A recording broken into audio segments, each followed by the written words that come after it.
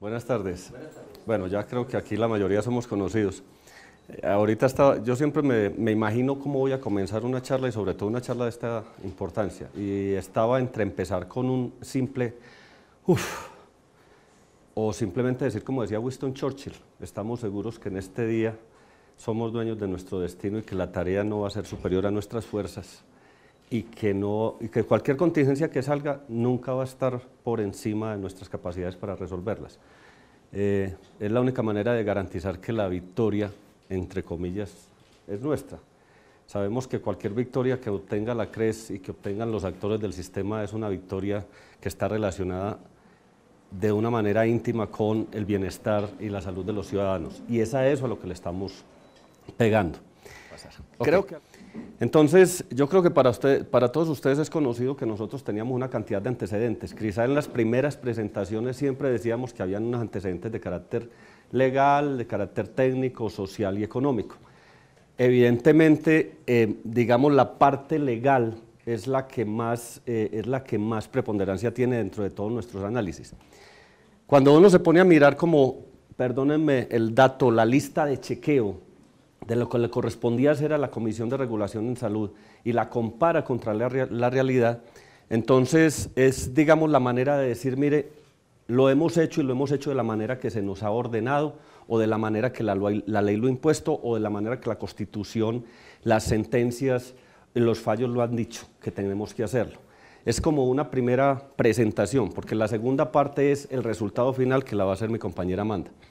En primer lugar, desde la Ley 100 y posteriormente refrendado por la Ley 1438, y si se quiere, también manifestado de manera bastante fuerte y coherente por parte del auto 226 de octubre de 2011, se hace referencia a todo lo que tiene que ver con los cambios en el perfil epidemiológico, la carga de la enfermedad, la disponibilidad de recursos, el equilibrio del Sistema General de Seguridad Social y el tema bien sabido, bien conocido por ustedes, que es el medicamentos extraordinarios no explícitos y que ha sido simplemente base de todos los elementos del recobro. La sentencia T760 de 2008, que hizo básicamente una observación respecto a qué era lo que llamábamos actualización integral del POS, y hacía la diferencia con lo que eran ajustes puntuales o lo que era simplemente hacer unas actualizaciones que no necesariamente fueran consideradas integrales. Para eso, ella determinaba que deberíamos hacer una revisión sistemática conforme a los cambios en la estructura demográfica, al perfil epidemiológico nacional, a la tecnología apropiada disponible en el país y a las condiciones financieras del sistema. Eso para nosotros, esa primera, digamos que nos pone un soporte bastante grande para efectos de mostrar todo lo que hemos hecho hasta ahora.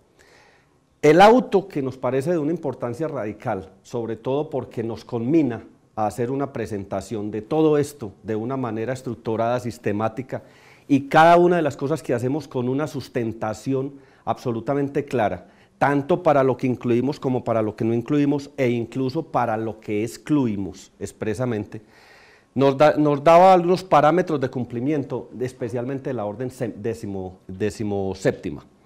En primer lugar, hacía una referencia al concepto de que los rediseños que se hicieran del POS no podrían resultar regresivos. ¿Eso qué quería decir? Simplemente nosotros no podemos bajar de lo que ya tenemos, sino que de ahí para arriba teníamos que ir aumentando las tecnologías que hoy se tienen para la atención de los usuarios. En segundo lugar, nos decía que debería darse un cumplimiento con base en una estructura, proceso y resultado. Es decir, la Corte nos está diciendo, mire, ustedes deben presentar unos parámetros de cumplimiento o unos indicadores de desempeño basados en la estructura, basados en el proceso y basados en el resultado. En cierta medida lo que nos decía es, creen una herramienta que permita de manera sistemática y progresiva eliminar barreras de acceso para los usuarios. Eso era lo que nos decía. En términos de estructura, y no estoy hablando aquí de estructura del acuerdo, ese es otro tema, hablando solamente de estructura para efectos de ver cómo se dan los cumplimientos de las tareas que se le asignaron a la comisión, tanto por vía ley como por vía sentencia. En primer lugar, en estructura se hablaba de que debería existir una serie de instrumentos formales, una metodología unificada, unos objetivos de políticas públicas y un plan de acción. Pero para ello también hacía resaltaba varios elementos. El primero, que se diera un proceso de participación directa y efectiva. Creo que se dio. El segundo, un conjunto de objetivos medibles. Creo que se dio. El tercero, un programa para el logro de objetivos. Creo que se dio. Un cronograma para el cumplimiento de objetivos y teníamos una fecha en la cual nosotros debíamos sacar no solamente una metodología que tenía una fecha y un plan de acción previo, sino que también teníamos que sacar una participación directa y efectiva por parte de todos los actores del sistema, incluidos los usuarios, que también se dio en unas fechas y un cronograma y un plan de acción, y adicionalmente lo más importante que era la actualización, que teníamos que presentarla con fecha 1 de diciembre de este año, y también se dio. La estimación del presupuesto requerido para la aplicación de la metodología la manejamos, y para financiar los servicios que se incluyan en la actualización integral del POS. Yo creo que hay una pregunta que está desde hace rato, desde que salió el acuerdo 28, es ¿cómo se va a financiar? Nosotros no hay una sola tecnología que no tengamos, por lo menos hoy, aunque hay 2 o 3 excepciones que están en este momento en la evaluación propia de una UPC, pero todas las tecnologías evaluadas tienen un impacto sobre la UPC ya determinado, y ya hay una serie de datos sobre el particular que nos dice hasta dónde vamos a avanzar en eso. Y había otra serie, o sea que para efectos prácticos la estructura a la cual se refería la Corte Constitucional para el cumplimiento de la orden 17ª, para nosotros, desde nuestra perspectiva, está cumplida. El otro tema es el tema de proceso. En el tema de proceso, también, pues obviamente buscando las herramientas para eliminar las barreras de acceso, básicamente lo que dice la Corte es que debe haber secuencialidad entre los instrumentos de política pública que se hayan creado y la consecución de los objetivos. En otras palabras, son acciones concretas realizadas a través del instrumento para lograr la actualización integral. Si uno mira si se hizo o no la actualización integral, eso simplemente le responde todo el resto. Nosotros tenemos hoy una actualización integral, quiere decir que hay un cumplimiento de ese título de lo que llaman proceso dentro de la Corte Constitucional. Pero si lo miráramos de manera desagregada, no exhaustiva, pero sí desagregada, tendríamos que decir que hoy tenemos argumentación científica para las inclusiones, para las exclusiones y para las no inclusiones. Hoy la tenemos, y el listado o los documentos técnicos que vamos a presentar, tanto a la Corte que nos los está solicitando, como a cualquiera otra de las instancias que nos haga la solicitud, pues obviamente van a aparecer las explicaciones del caso para cada cuestión que haya sido analizada. La comparación de la lista de medicamentos de la OMS. Una de las cosas que nos decían en las reuniones de la Corte, que era una reunión quincenal, era por qué razón el listado de medicamentos esenciales, el listado modelo de medicamentos esenciales de la OMS tiene más medicamentos que el POS. La primera demostración, y creo que ya lo habíamos dicho en otra oportunidad, la primera demostración era que eso no era verdad. Nosotros teníamos más principios activos, así hubieran más medicamentos contados uno a uno de lo que estaba en la lista de medicamentos esenciales de la OMS. Eso contra acuerdo 8, es decir, si lo miramos contra acuerdo 28, la transformación es muchísimo más elevada, y adicionalmente algunos de los que no teníamos nosotros de la OMS dentro del POS colombiano, hoy podemos decir que fueron evaluados completamente y que algunos o muchos de ellos están incluidos en el nuevo POS. En términos de los recobros, allí una de las cosas que establecía la Corte Constitucional en su auto era que debería darse explicación o argumentación de la inclusión o exclusión de los 100 más recobrados. Nosotros fuimos más allá y lo hicimos sobre 120. Hicimos el análisis de 120 medicamentos recobrados, entre otras cosas porque esto también nos predeterminaba algunas cuestiones de carácter económico que, más allá de lo que nosotros hemos hecho frente a la actualización, frente al perfil epidemiológico y demás, es una realidad que teníamos que analizar y la analizamos. Crear listas de espera. Hay una lista de esperas ya creada, frente a lo que viene, porque nosotros, y lo dijimos al principio y lo volvimos a decir hoy, el 1 de diciembre tenemos un POS, acuerdo 28, pero el 2 de diciembre ya estamos trabajando en listas de espera y en otras evaluaciones porque la tecnología sigue presionando. En términos de proceso de consulta y participación efectiva, yo no tengo las cifras, pero pasamos de 100 reuniones. Pasamos de 100 reuniones. A mí me van a echar de la casa, de una vez les digo, porque es más lo que me mantengo por fuera. Creo que a la doctora Marta ya la deben haber echado, a Amanda también, a varios de aquí nos van a echar de la casa, por precisamente buscando hacer esos intercambios con toda la comunidad, tanto científica como el usuario común y corriente. Este concepto de aclaración de zonas grises, que para nosotros de una manera categórica pues no las llamamos así, no nos ha parecido que hay zonas grises, de todas maneras también llevaba a que lo que se pudiera considerar así de parte de los actores, nosotros hiciéramos algunas aclaraciones y lo dejamos consignado en el articulado en muchas partes. Es evidente que no todo se cubra, o que lo que uno cree que está aclarado para algunos actores diga, oiga, no me quedó tan claro, entonces ¿por qué usted no me lo interpreta mejor?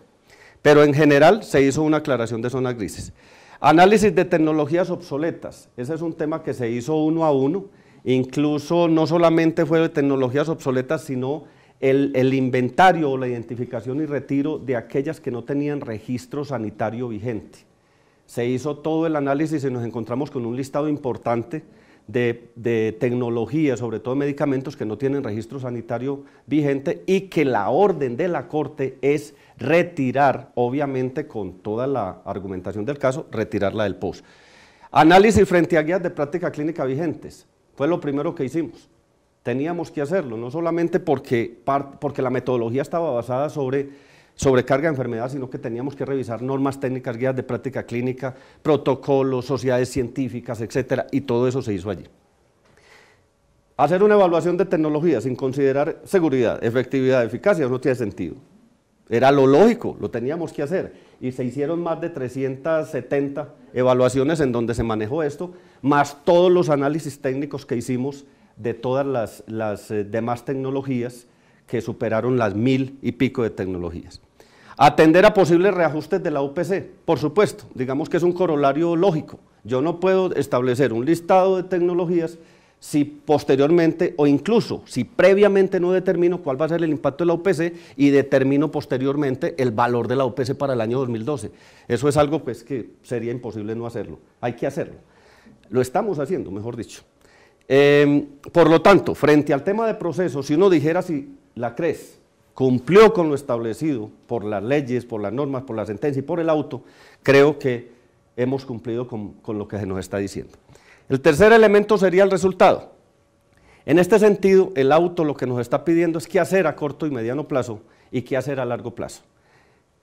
La idea esencial de cualquier sistema de salud es obviamente manejar bienestar, mayor salud para los usuarios, que son el centro de cualquier sistema. Nosotros básicamente lo que buscamos es que el logro individual y colectivo pues sea mayor, progresivamente haya mejorías, que el grado de realización de la actualización frente al derecho fundamental de la salud se dé, pero tenemos que entender que el concepto de resultado es un parámetro lento. Un parámetro lento es, yo no puedo sacar el POS hoy y pretender tener indicadores o tener cifras de resultados pasado mañana.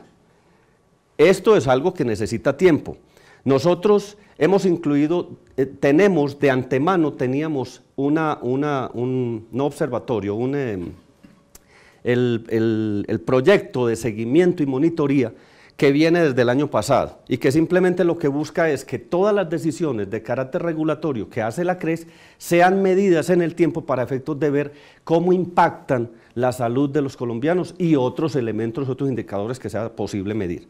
Pero adicionalmente a eso se incluyó, yo creo que ustedes ya lo leyeron, se incluyó un artículo dentro del acuerdo 28 en el cual se deja consignado que se crean observatorios que van a hacerle seguimiento al comportamiento de tecnologías en salud, especialmente a lo que tiene que ver con medicamentos, con procedimientos, con dispositivos, etcétera. Hay que hacer el seguimiento. En medicamentos para nosotros el seguimiento es de un carácter importantísimo. Entonces, en ese sentido, para efectos de lo que es corto y mediano plazo, lo que pide la Corte, y creo que pedimos todos, es que definitivamente se disminuyan o se eliminen aquellos llamados zonas grises. Creo que le hemos pegado a muchas de esas cosas. Lo segundo, disminución de recobros. Con todo el análisis que hemos hecho, hemos logrado que en términos de recobros, pues muchas de las tecnologías estén ahora dentro del plan obligatorio, y eso obviamente quita presión sobre lo que hay en recobros actualmente. Por lo tanto, la disminución es obvia, es automática. Promoción del goce efectivo del derecho a la salud de los menores de edad, mujeres, ancianos, minorías étnicas y demás sectores de población vulnerable.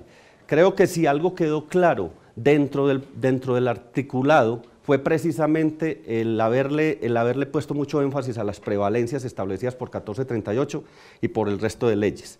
Nosotros pusimos lo que establecía el artículo 17 de la 1438 sobre menores de 18 años, se le hizo énfasis a lo de violencia intrafamiliar en mujeres, se le hizo un énfasis a lo que tiene que ver con ancianos, incluso ya lo habíamos hecho por la otra, se había hecho por la otra vía a través de lo que es la unificación de 60 y más, que eso, digamos, ya de entrada le había actualizado el POS a esos grupos poblacionales, y adicionalmente a otros sectores de población más vulnerables, y más adelante vamos a ver en dónde realmente se le está pegando, porque hay una serie de elementos que entraron en el POS que sin duda van a favorecer. Estoy hablando de enfermedades infecciosas, estoy hablando de niños, estoy hablando de psicoterapia prolongada, estoy hablando de diabetes, estoy hablando de hipertensión, etcétera, etcétera, que más adelante lo van a ver.